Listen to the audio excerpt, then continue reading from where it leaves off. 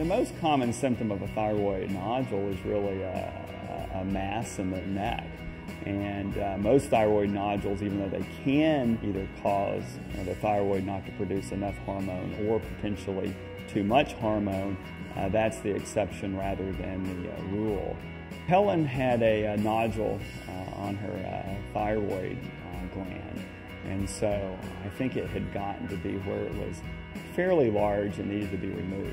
I'd look in the mirror and everybody would say, you can't see it. But I said, no, look, this side is larger than this side.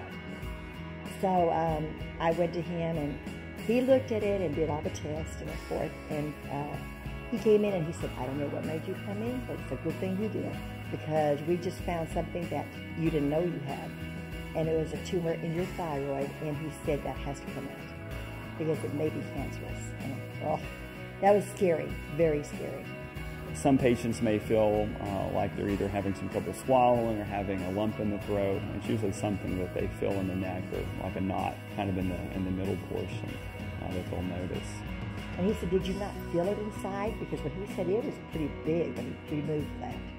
He said, you didn't feel anything in there? And I said, no. Once in a while I get a little twinge, and I thought it was just a nerve. And so removed it, sent it to the pathologist. It ended up being benign, and so closed her up, and she went home the same day. I saw her a week later.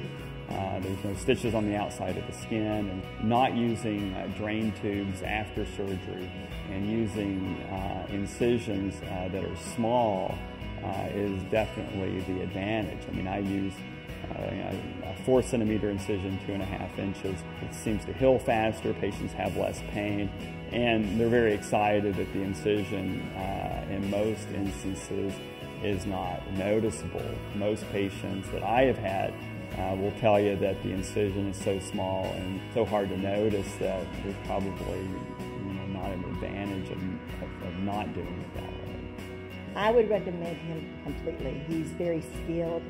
He has a sense of humor, number one. He will crack you up, make you feel very comfortable. He's very compassionate. He's very patient. You may have to wait a little bit, but it's worth the waiting, because I would say he's psychotic.